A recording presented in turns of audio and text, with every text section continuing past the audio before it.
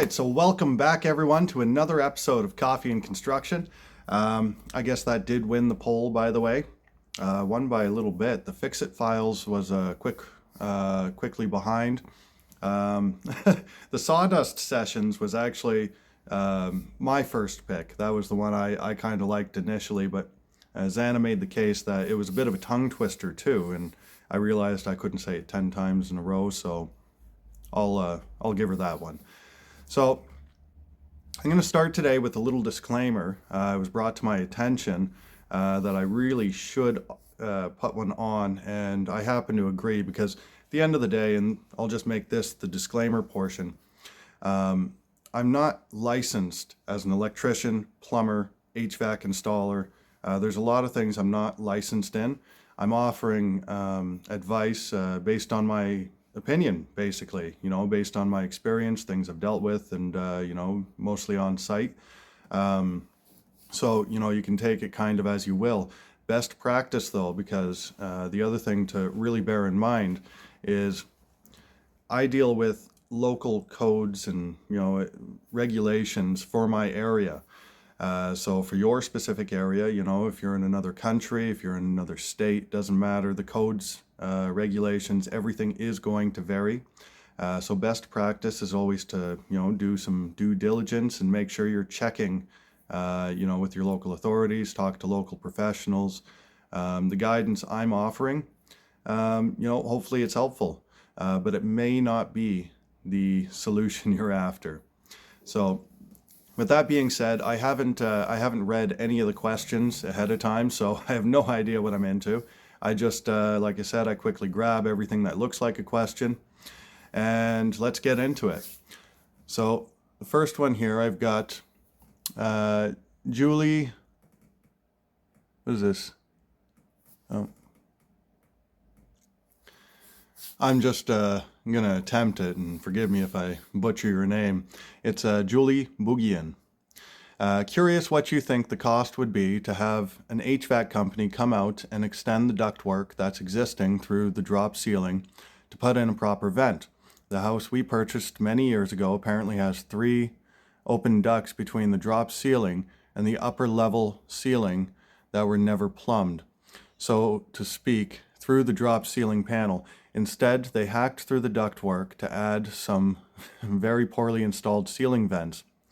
Suggestions to correct and possible install cost in USA Midwest. So I don't know what the cost would be. I don't live in your local area. Even within the state here in Michigan, the cost varies just going from my area to, say, the Upper Peninsula. My recommendation, though, if you are wondering about cost insofar as whether or not you're getting a fair price, my usual recommendation is that you get a lot of quotes, as many as you can, really. What you're going to find is pretty much all the quotes are around the same price. They're close. And you might have one that's super high and one that's super low. Don't go with those ones. They're the ones who probably don't know what they're doing. When it comes to labor on jobs like this, there is an approximate value. The way that companies make their money, so to speak, if they are making more on one job than another, is typically in efficiency. It's that they can do the job more effectively and quicker. So that's probably the best practice when it comes to hunting down what a reasonable price is. Because if you try going online, it's just not going to reflect your local area necessarily. Unless you get lucky, maybe it does, but usually it doesn't. That's my experience. In terms of the feasibility, yeah, when it comes to heat ducts, you prefer them closer to the ground. I actually have to deal with this in the front house. Interestingly enough, when I started reading your question, I thought you were going to bring up the front house because they're all done with ceiling vents. And as much as possible, I don't know how extensive we're going to be in terms of the drywall removal, but as much as possible, while the drywall is removed, I'm going to try to get the heat vents run down the wall. The process itself is not that complicated. Most of the hard work is done. I've already got the vents running to the approximate area. I just have to move them over and then drop the vent in the right place. And you're right, having hacked together ductwork, not the greatest thing. And if it's not done properly, the biggest problem, apart from, you know, the heat coming through the ceiling, is you're not going to have a very balanced system, most likely. So, moving on to the next question. We've got Katie Hack, whose idea was the YouTube channel. That was all Xana. So I wasn't even really participating for the first few episodes. I didn't start participating really and, you know, trying to figure out how to participate until it had already, you know, started going haywire and kind of took off from there. No, she gets all credit for that. So moving on. We got Marty West. My question is, if you will prioritize working on the front house for a while so you can move onto the property sooner and see your family more often. So I think we've sort of addressed this so far, but when we got into the front house, we really had no idea what the extent of the damage was. And I would say that I was actually quite shocked at kind of the guts of the house. There's a lot of years of neglect. There's a lot of things that should definitely be changed. A number of things I would consider safety concerns, and a number of things that, you know, should definitely be done before the walls get covered back up. I don't know what the extent of the work is yet, but at this point, one thing I do know is that the back house, the one I'm in right now, is much closer to finish than the front house. With the back house, I'm pretty much done the utilities. Once the inspection's clear on that, I'm pretty much off to the races to finish. So that was the initial plan. We were going to reprioritize toward the front house to do just that, but we did have to kind of redirect because, you know, when you get in, you don't always know what you're up against, and when you find as much as we found, yeah, we just, it's just not going to happen. So Xana is actively working on that house, and she's just going to keep plugging away. That way, when I finish up over here, I can get it done way faster when I get over there. I have 3 dog mom, and she sent me a question. It's very lengthy. I'm not going to read the whole thing, so I'm just going to kind of summarize it. She has a 1989 2-story walkout house, so it's quite tall in the back. They moved in 3 years ago. The master bedroom has a huge gas fireplace with a built-in corner unit around for a TV. So the fireplace doesn't work. They don't want to fix it or replace it. They want to remove it.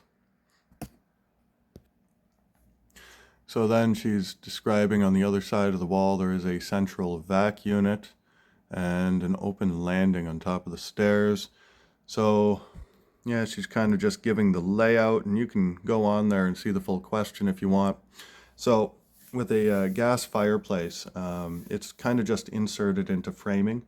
So removing it is actually not that difficult. Now, the difficulty is going to be you're going to have to do something with the gas line that is stubbed out of either the wall or the floor. And I would guess it's most likely coming out the wall. And if there is a central vac, that might be running through that same cavity. It might be in the wall. So you won't really have any clue what you're up against until you get in. But in terms of removing the framing and patching in the floor, it's just patching in a floor. You know, that's pretty self-explanatory, and patching in drywall is pretty self-explanatory. That's pretty simple. The difficulty is going to be that you do have utilities that are run through that cavity, so there's going to be some electrical that has to move because gas fireplaces are almost always hardwired in.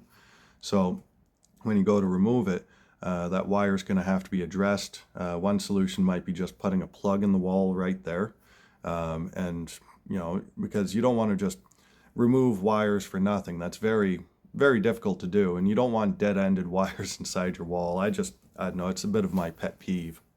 So it's one of those things. It's very difficult to answer exactly what's involved without actually being inside, but I would say the actual project of removing the fireplace and the framing and all that, that's pretty straightforward and simple.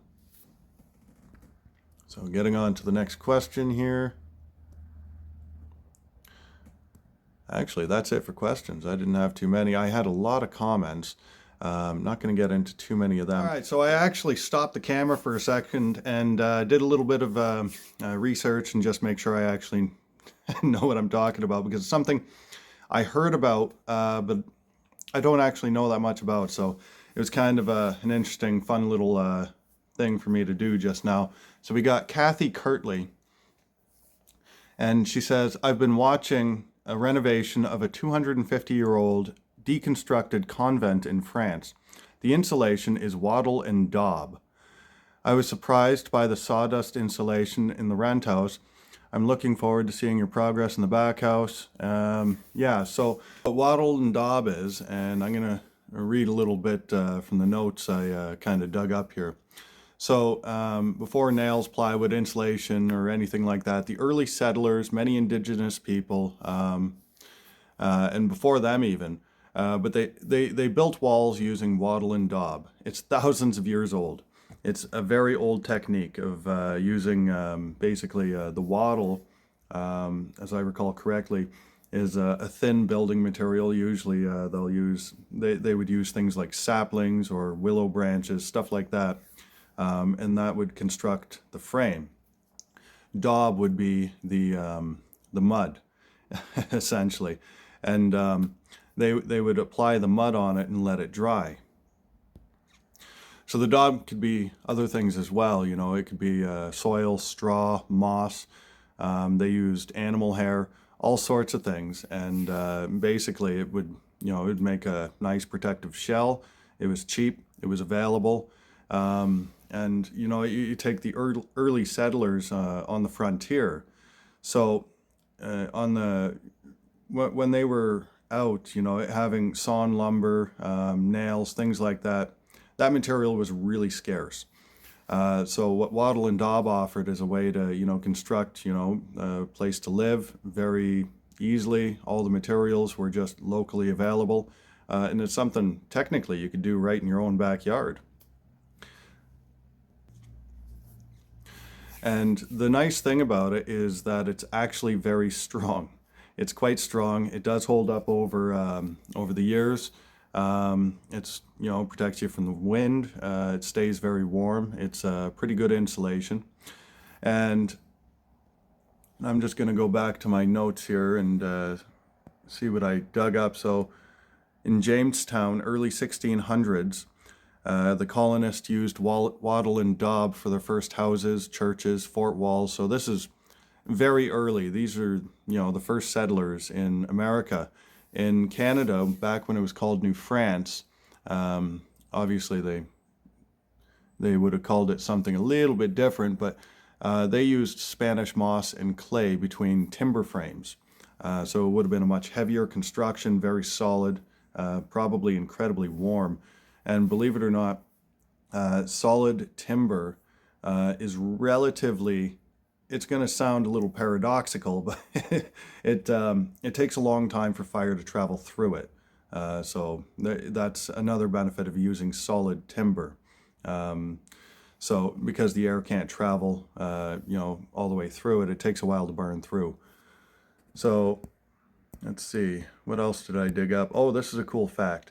So some archaeologists, when they go through some of these old structures, they find fingerprints oftentimes of the early American structures. So these are the literal handprints of the builders who shaped these old historic buildings. So yeah, Wattle and Daub, it's just a very sort of ancient building practice, but one that is probably still in use in remote parts of the world. It's pretty much a common sense practice. It would have been very easy for people to pick this up. And it's prevalent throughout pretty much the entire world. So that's that in a nutshell. So I really hope you enjoyed this episode of Coffee and Construction. As always, if you have anything you want answered, or cool facts and things like the Wattle and Daub bit, feel free to throw that on there, because this stuff is cool, and we come from it took a lot of history to get to the building practices we have now, and some of it is a very interesting history. So till next time, I'll see you.